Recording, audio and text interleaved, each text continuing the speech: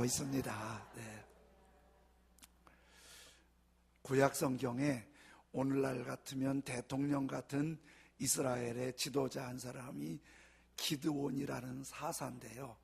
대통령처럼 최고 권력자지요.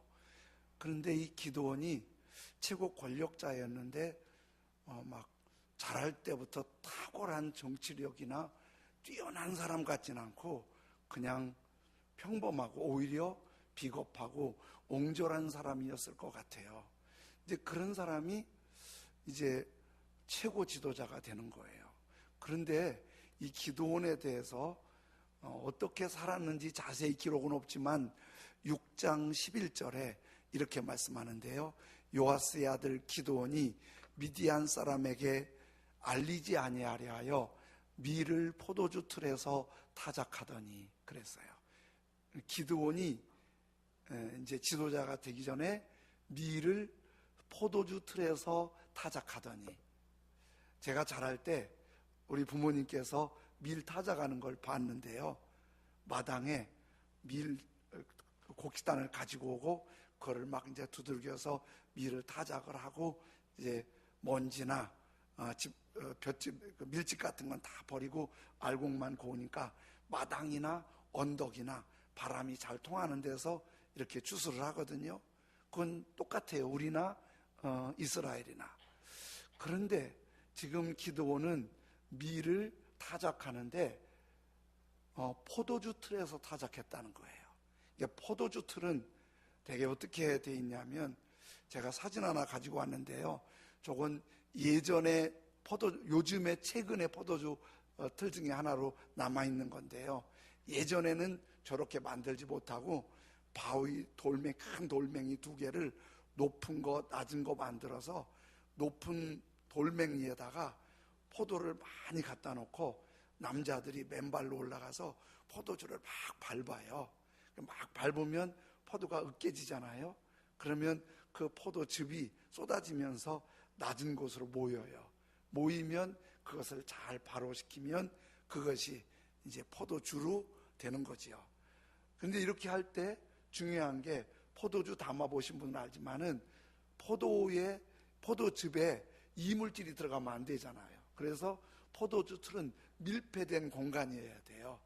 그래서 밀폐된 공간에서 이제 포도를 짜서 즙을 발효시켜서 포도를 만드는데, 그 포도즙을 만드는 게 늘 만드는 게 아니잖아요. 그래서 이제 쉬는 포도주 틀이 쉬고 있을 때 거기서 아주 밀폐된 동굴이나 집안의 공간에서 거기서 그 먼지를 뒤집어 쓰면서 밀을 타작하고 있다는 건 뭔가 좀 이상하잖아요.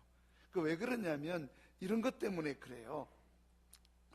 그 당시에 미디안이라는 민족이 이스라엘을 공격해서 이스라엘을 이겼어요. 그래서 이스라엘이 미디안의 지배를 받고 있으니까 미디안 사람들이 막무가내로 넓은 데서 타작하는 걸 보고 곡식이 좋으면 인정사정 없이 뺏어가는 거예요. 그러니까 기드온이 이거를 몰래 숨어서 가족이 먹고 살아야 되니까 포도주 틀 밀폐된 공간에서 그 먼지 뒤집어 쓰면서 밀을 타작하고 있는 거예요. 이런 걸 보면은 기드온은 아주 정의감이 불타는 사람도 아니고 민족의 독립을 위해서 목숨을 거는 이런 민족주의자도 아니고 투표를 하면 과반 얻을 수 있는 그런 정치인도 아니고 비겁하고 옹졸한 사람이에요. 그런데 이 기드온의 노년의 얘기를 8장 22절에 얘기하는데요. 그때의 이스라엘 사람들이 기드온에게 이르되, 이건 이제 기드온이 노년이에요. 이르되 당신이 우리를 미디안의 손에서 구원하셨으니 당신과 당신의 아들과 당신의 손자가 우리를 다스리소서. 이거 권력 한번 잡으면 놓기 싫잖아요. 그래가지고 어떤 정치인이 그러더라고요. 정치인들이 국민을 사랑한다는 건 다 거짓말이라고, 모든 방법을 다 동원해서 권력을 잡는 게 최고라고, 좀 국민 사랑한다는 말은 좀 신뢰하기 어려운 말이라고 얘기를 하는데 어느 정도 공감이 되더라고요. 북한의 김정은도 그렇고 남쪽에도 미국도 어디든지 권력을 잡은 사람은 대대로 권력 잡고 싶은 게 똑같은 욕심이거든요. 근데 기드온 보고 백성들이 알아서 대대로 우리 민족의 지도자가 돼 주십시오. 이거 얼마나 대박이에요. 그렇죠? 근데 기드온이 그렇게 옹졸하고 비겁하고 큰 사람 될 것 같지 않았는데 어떻게 이렇게 큰 사람이 됐지요? 이렇게 큰 사람이 되는데 기드온에게 결정적인 계기가 있는데 그는 하나님을 만나요. 하나님을 만나는데 하나님이 환한 빛으로 오신 것도 아니고 천사로 왔는데 천사도 막 으리으리운 옷을 입고 번쩍번쩍 온 게 아니라 지나가는 나그네로 왔는데 그분이 천사, 하나님이 보낸 천사였어요. 그 천사가 기드온한테 와서 6장 12절에 여호와의 사자가, 그 사자가 메신저 천사잖아요. 기드온에게 나타나 이르되 큰 용사여 여호와께서 너와 함께 계시도다. 그러는데 하나님이 천사를 보내서 기드온 보고 큰 용사여 하나님이 너와 함께 계시도다. 그 말하니까 기드온이 좋은 게 아니라 이해가 되지 않아요. 자기는 아무리 생각해도 큰 용사가 아니에요. 그렇죠? 지금 가족도 먹여 살리기 위해서 떳떳이 마당에서 타작도 못하고 동굴에서 숨어서 타작하는 주제에 뭔 큰 용사예요. 근데 진짜 이해 안 가는 것은 하나님이 너와 함께 계시도다. 하나님이 함께 계시면은 우리 민족이 왜 이렇게 망해야 돼요? 하나님이 함께 계시다면 하나님의 백성들이 쓸만한 거 왜 다 뺏겨야 돼요? 우리 그 믿는 사람들이 그럴 수 있잖아요. 하나님이 함께 계시다면 왜 이렇게 어려워야 돼요? 하나님이 함께 계시다면 기도가 뚝딱뚝딱 왜 응답 안 되는 거예요? 일할 때마다 쭉쭉 잘 안 풀리는 거예요? 하나님 함께 계신 거 맞아요? 그러니까 지금 천사가 와서 화려하게 오지도 않고 나그네처럼 와갖고 큰 용사여 하나님께서 너와 함께 계시는, 이해가 안 가는 거예요. 그래서 미리 기드온이 천사한테 따지는 거예요. 하나님이 계시다면 이게 뭐예요? 꼴이 이게 하나님 함께 계신 거 맞아요? 나한테 큰 용사라고 하지 마세요. 그랬더니 하나님이 계속 말씀하시니까 기드온이 이제 천사한테 얘기하면서 진짜 하나님이 계시다면 이것도 보여주세요, 저것도 보여주세요. 그러니까 부탁을 해요. 그러니까 우리 이금숙 집사님이 간증하실 때 그렇게 말씀하시잖아요. 처음에는 믿음이 하나도 없었는데 어떻게 하다 보니까 하나 믿음 생기고 기드온도 그런 과정을 거치는 거예요. 그런 과정을 통해서 마음에 지금 어렵지만 하나님이 함께 계시다는 사실이 기드온의 마음속에 확 와닿는 거예요.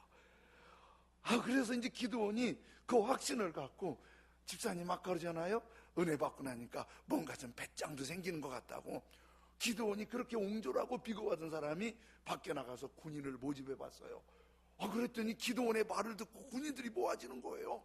그래서 군인들과 함께 나가서 그 사나운 미디안을 다 내쫓은 거예요. 그 사나운 미디안을 다 내쫓고 기드온이 큰 일을 하게 되고 온 백성이 존경하는 지도자가 된 거예요. 근데 그 결정적인 계기가 하나님을 만나고부터, 하나님의 함께 하시는 그 은총을 경험하고부터. 사람은 너나 없이 다 약하다 그러잖아요. 그렇죠? 약해 보이는 사람도 약하고 강해 보이는 사람도 어쩔 수 없어요. 사람이에요. 약해요. 그런데 전능하시고 살아계신 하나님이 나와 함께 계시고 내게 임하셨다는 사실이 내가 확 믿어지는 그 순간 배짱도 생기고 담대함도 생기고 힘도 생기는 거예요. 그런데 요즘에는 이렇게 천사가 와서 하는 경우는 적고, 어떻게 하나님이 우리를 만나주시냐면 오늘 사도행전에서 그걸 보여주시는데요. 사도행전에 보면 예수님께서 십자가에 죽으시고 부활하시고 40일 동안 계셨다가 40일 만에 올리브산에서 하나님의 하늘로 올라가세요. 예수님이 하늘로 올라가세요. 예수님이 하늘로 올라가시고 제자들은 이제 예수님 없이 기도하는 거예요. 그런데 죽으셨다가 살아나신 것도 봤어요. 직접 함께 하시는 것도 봤어요. 그리고 온 전하에 다니며 만민에게 복음을 전파하라는 주님의 말씀도 들었어요. 근데 주님은 살아나셨고 나가서 만민에게 복음을 전파하라고 그랬는데 막상 전도가 잘 안 되는 거예요.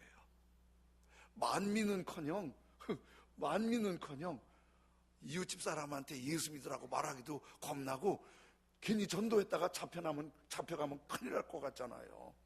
그래서 그걸 못했어요. 그런데 신기하죠. 그렇게 전도 못하던 그들이 어느 날 갑자기 만민에게 복음을, 온 천하 만민에게 복음을 전하라고 그랬는데 그 복음이 전파되면서 예루살렘에서 시작한 복음이 지금 여기까지 와서 저와 여러분이 믿잖아요. 제자들 도저히 상상할 수 없었는데 그게 되잖아요. 그리고 지금 전 세계가 사용하는 달력 있지요. 이 달력 지금 2018년인데 어디에 기점이냐면 예수님 탄생이 기점이에요. 예수님은 로마 왕도 아니에요. 헬라 왕도 아니에요. 유대 나라의 왕도 아니었어요. 그냥 베들레헴 마구간에서 태어나서 십자가에 죽으시고 하늘로 올라가신 그분인데 그분이 역사의 주인공이 된 거예요. 지금 70억의 모든 인구가 믿든 안 믿든 예수님을 기점으로 한 달력을 쓰는 거예요. 그리고 모든 전 세계 인구는 거의 예수님을 안 믿어도 예수님 탄생하신 성탄절은, 크리스마스는 거의 다 알아요. 그러니까 예수님 말씀이 맞잖아요. 만민에게 복음이 전파됐잖아요. 믿고 안 믿는 거는 각자지만은 전파는 됐잖아요. 근데 이게 어떻게 이런 일이 생기지요? 안 되던 게, 제자들도 안 될 것 같다고 생각한 일이 어떻게 되지요? 그런데 그것이 기드온이 하나님을 만난 것처럼 신약시대에는 하나님의 영이신 성령의 충만함을 받아요. 근데 그 성령의 충만함을 첫 번째 받은 거를 사도행전 2장 1절에 이렇게 말씀하세요. 오순절 날이 이미 이르매 그들이 다 같이 한 곳에 모였더니, 오순절이라는 절기가 구약의 절기예요.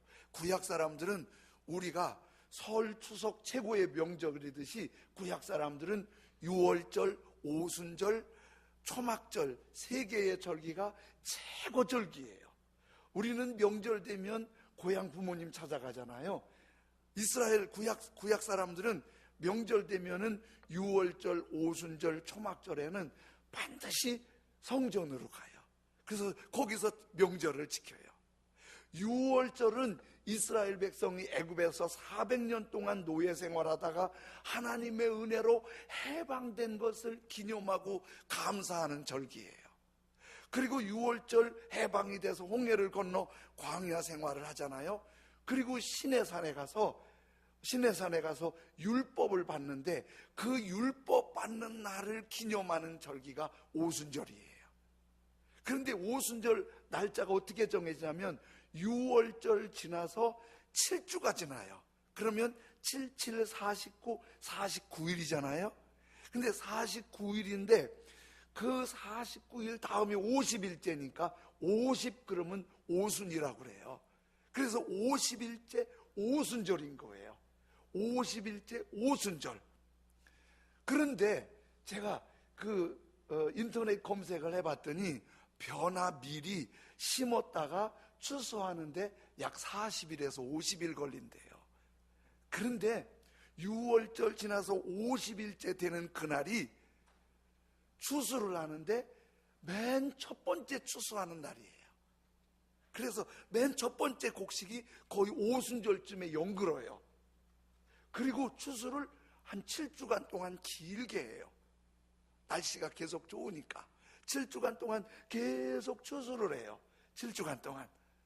근데 그 7주간 오순절 되는 날 첫 추수를 해서 첫 추수한 거 너무 감사해서 하나님께 와서 오순절 절기를 장엄하게 감사하는 절기를 지키는 게 오순절이에요. 그러니까 오순절에는 두 가지가 감사한 거예요. 한 가지는 율법 받은 게 감사하고, 또 한 가지는 첫 번째 추수한 게 감사하고, 그래서 구약 성경에는 오순절을 오순절이라고도 하고 초실절이라고도 하고 맥주감사절이라고도 하고 이렇게 불러요. 그런데요, 요즘 농사 안 짓는데 우리가 그렇게 꼭 맥주감사절을 지켜야 하냐 이렇게 말하는 분들이 간간히 있거든요. 그런데요, 이스라엘 사람들 농사 안 짓고, 구약에서 농사 안 짓고 다 사업하고 그래도요, 참 멀리 살아도 오순절 지키려고 한 달, 두 달 걸려서 성전에 와서 오순절을 지킨대요.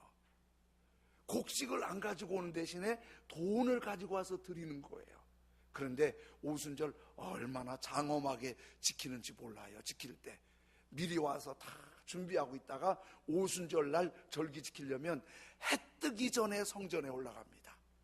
생각해 보세요. 먼 나라에다가 한 달 반 걸려서 자동차도 없이 말 타고 낙타 타고 걷고 그래서 왔으면 얼마나 설레겠어요. 그러면 해 뜨기 전에 성전에 들어가서 맨 먼저 하는 일이 목욕을 해요. 장엄한 의식을 하고 나갈 때는 들어온 문으로 나가지 않아요. 들어올 때 추한 모습으로 들어왔으니까 나갈 때는 은혜 받은 모습으로 나간다고 들어오는 문과 나가는 문이 달라요. 그렇게 오순절을 장엄하게 지키는데 그게 몇천 년 동안 오순절을 지켜온 거예요. 근데 여러분, 오순절 지킬 때마다 은혜 받았을까요? 오순절 지킬 때도 시험 들 때가 있었을까요? 제가 대답 안 해도 다 알겠지요. 우리는 추석 명절이 행복한 명절이지요. 제가 그렇게 말하기가 조금 그래요. 우리 추석 설날이 아주 행복하지요. 아시잖아요. 명절 증후군이라는 병이 있어요. 명절 증후군이 뭐냐면 추석 세고 왔더니 추석 때 또 한번 스트레스 많이 받아서 두통이 있고 소화가 안 되고 못 견디는 거예요. 이런 사람이 꽤 있대요. 명절 증후군 병원 가서 치료받는 사람이 있대요. 심지어 명절 지키고 성질나서 이혼해 버린대요. 그 명절이 행복한 거예요? 힘드는 거예요? 그래도 명절의 본질은 뭐예요? 명절의 본질은 스트레스 받고 힘들고 일어나고 만든 게 아니고 우리 힘들게 일한 당신 떠나라.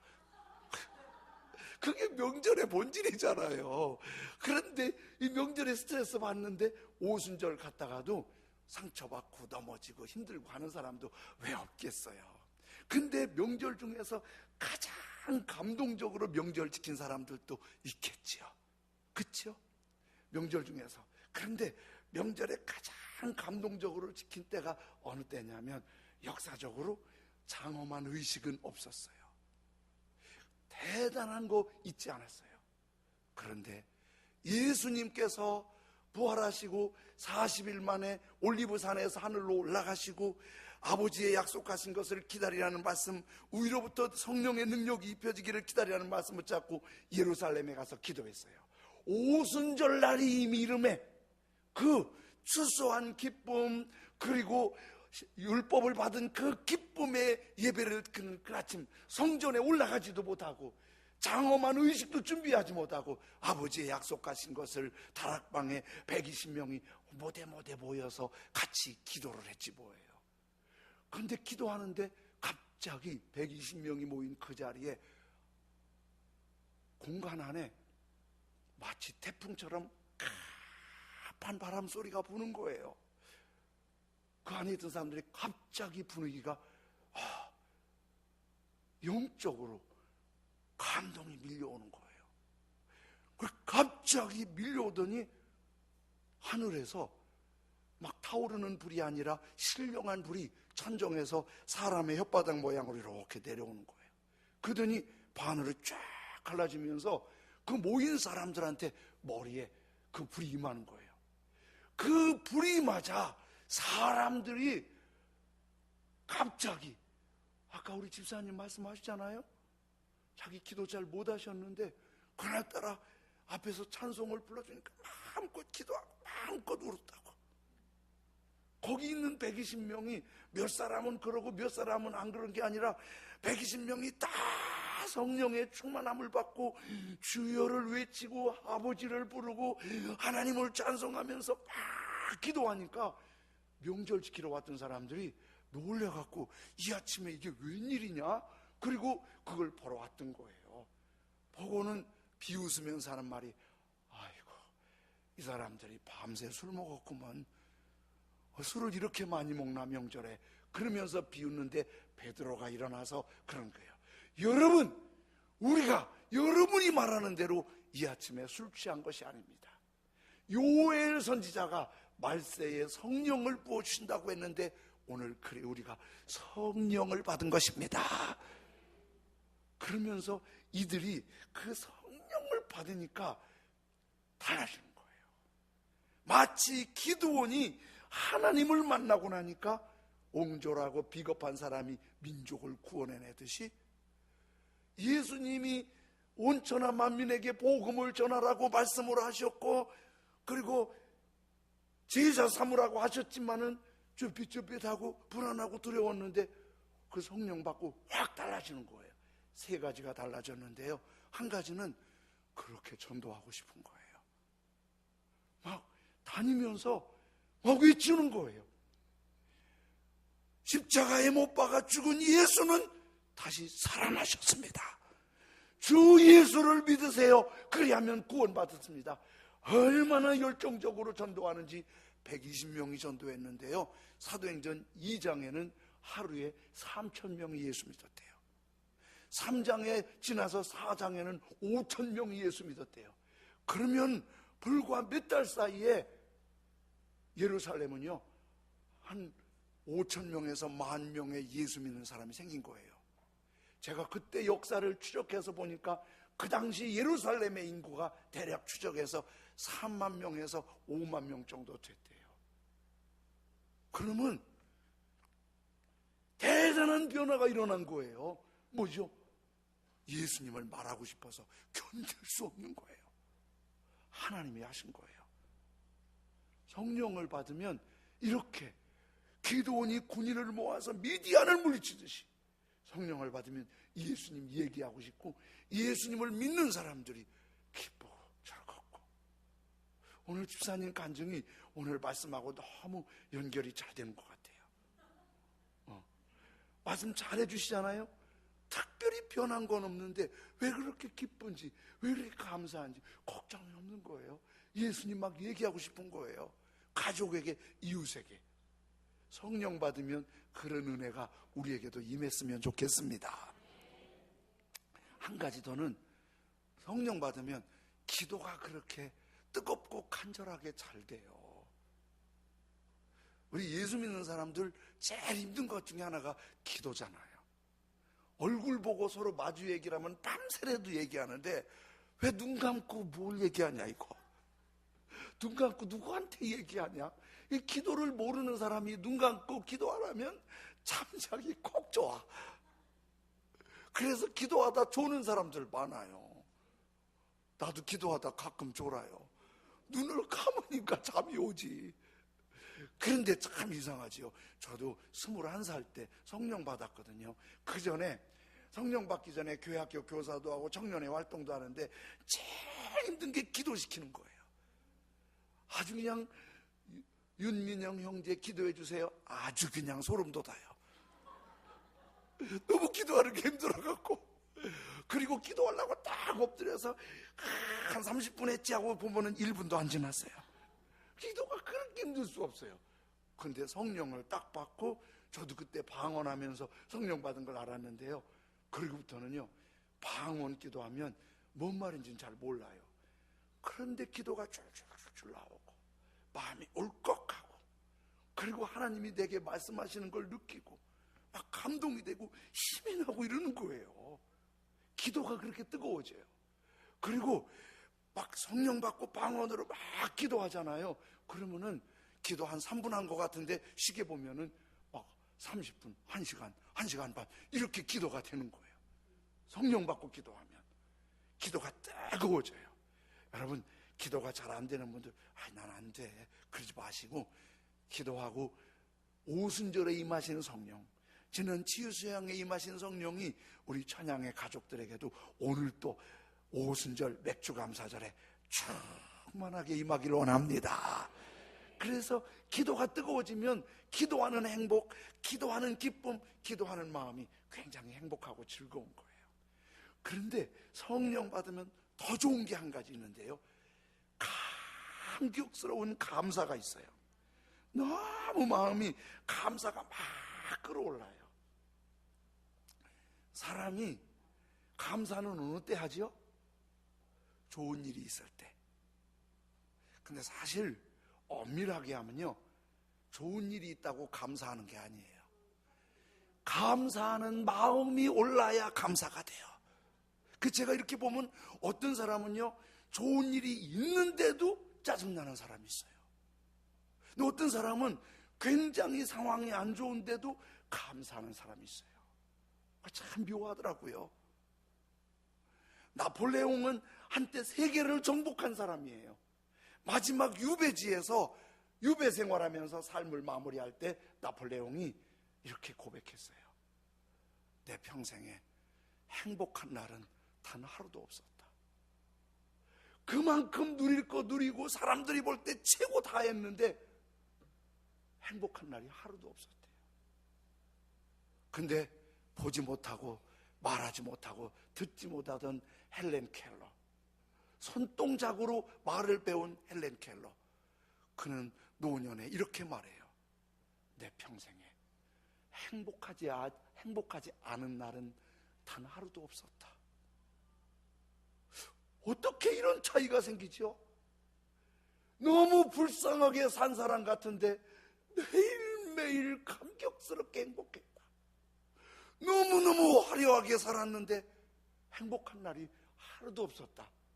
그래서 감사는 좋은 일이 있어야 감사하는 게 아니라 감사한 마음이 올라와야 감사해요. 하나님의 영은 우리에게 감사를 부어주세요. 그래서 성령 받으면 왠지 아무것도 감사할 것 같지 않은 상황인데 감사해서 눈물이 핑 돌아요. 그런데 마귀의 지배를 받고 마귀의 다스림을 받으면 어두워요. 좋은 일에도 짜증나요. 불평이 생겨요. 속상해요. 왜? 마귀는 어둡고 불편하게 만드니까. 오늘 성령이 임하셔서 우리 안에 감사가 확 살아날 수 있기를 원합니다. 셰릴 샌드버그라고 하는 여자 있는데요,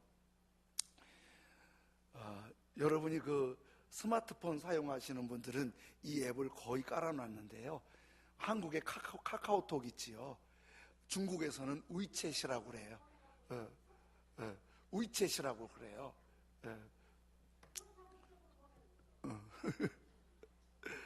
선풍기 좀 꺼주세요. 좀 추운가 봐요. 그런데 저분은 이건 한국에서는 카카오톡, 중국에서는 위챗 그러는데 전 세계적으로 활용하는 앱이 페이스북이에요. 저분이 셰릴 샌드버그, 저 사람이 페이스북의 CEO예요. 저 사람이 얼마 버는지 아세요? 연봉이 검색해 보니까 350억 원. 하루에 1억씩 버는 여자야. 우리는 1년 가도 1억 못 버는데, 평생도 못 버는데 하루에 1억씩 버는 여자예요. 저 여자 좋겠다, 이씨. 뭐가 걱정이야. 그냥 하루에 1억씩 버는데 뭐가 걱정이야. 근데 저 여자가, 저 샌드버거가, 셰릴이 미국 유명한 신문 타임즈에, 잡지 타임즈에 자기 기고를 했어요. 굉장히 아프고 힘들었던 때가 있었어요. 셰릴이 어느 날 갑자기, 밑에 있는 사진은 남편 데이브와 함께 찍었고 위에는 혼자 찍은 사진인데, 그 데이브가 어느 날 갑자기 심장마비로 세상을 떠나는 거예요. 제가 지금도 늘 미안한 거 하나 있어요. 우리 어머님이 병상에서 너무 고생하실 때 제가 어머님한테 갔더니 어머님 손잡고 우리 아버님 좀 한번 살려주세요, 이렇게 해주세요 기도했더니 그 힘든 상황에 내 손을 꼭 잡더니 얘야, 그렇게 기도하지 마. 나 빨리 천국 가게 기도해줘. 그래서 제가 기도를 다시 했어요.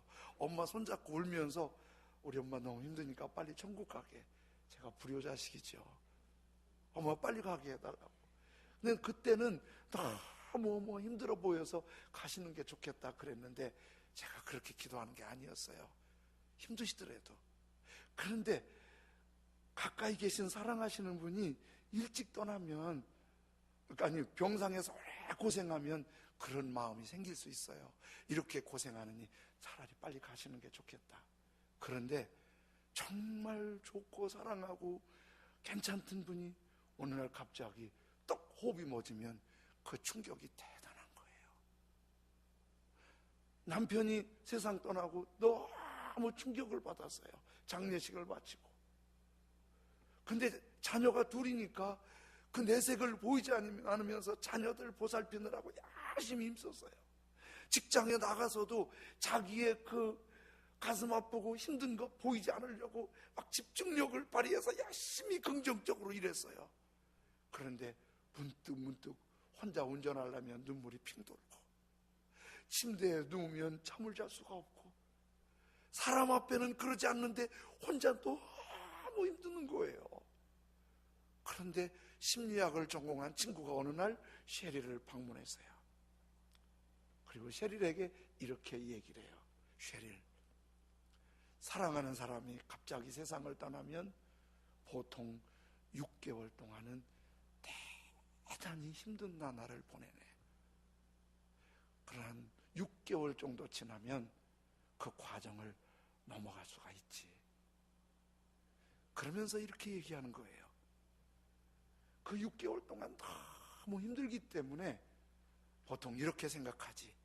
조금만 참자. 좋은 날이 오겠지. 잊혀지겠지. 좋은 날이 오겠지. 이렇게 생각을 한다는 거예요. 근데 그것이 더 힘들게 한다는 거예요. 그것이. 그러면서 친구가 이렇게 말해요. 그렇게 긍정적으로 생각하지 말고 이렇게 생각 좀 해봐. 더 최악의 상황을 생각해봐. 그러니까 셰릴이 그 말이 이해가 안 됐어요. 이보다 더 최악의 상황이 어디 있어? 친구한테 그래요. 이보다 더 최악의 상황이 어디 있냐고. 그랬더니 친구가 말해요. 내가 하나 예를 들어볼게. 네 남편이 심장마비로 세상을 떠났지. 그런데 네 남편이 운전하다가 심장마비 됐다고 생각을 해봐. 뒤에 두 아이를 태우고 운전하고 가다가 네 남편이 심장마비가 돼서 차가 물에 빠져버렸어. 그럼 세 식구 다 잃었다고 생각을 해봐. 그럼 너 어떻게 하겠니? 그 말 한마디가 셰릴에게 번개 같은 충격인 거예요.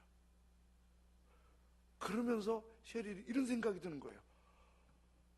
두 아이가 살아있는 게 셰릴의 말대로면 미칠 듯이 감사한 거예요. 두 아이가 살아있는 게 미칠 듯이 감사한 거예요. 이 감사가 딱 살아나니까 모든 게 회복이 눈 녹듯 다 돼버리는 거예요.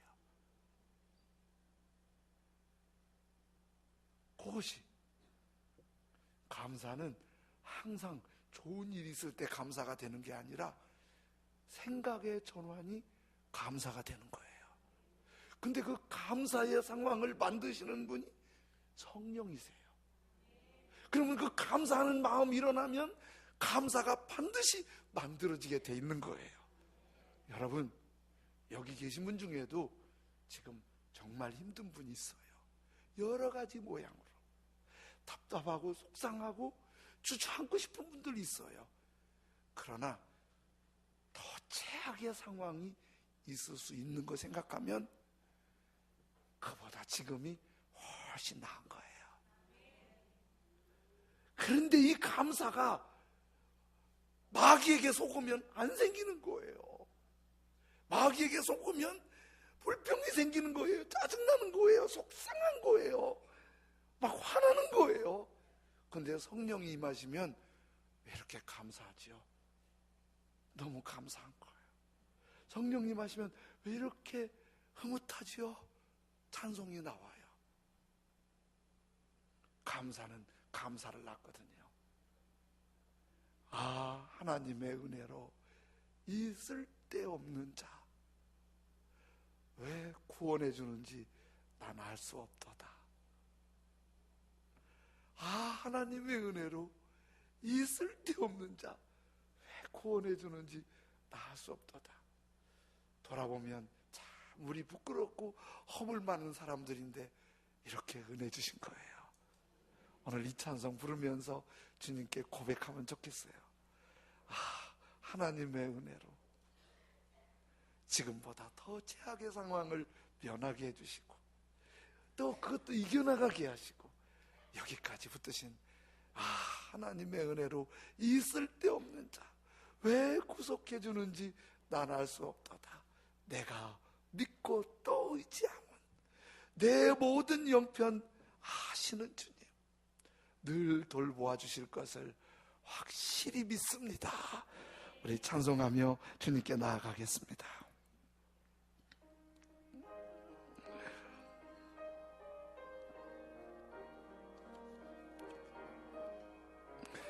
아, 하나님의 은혜로 하나님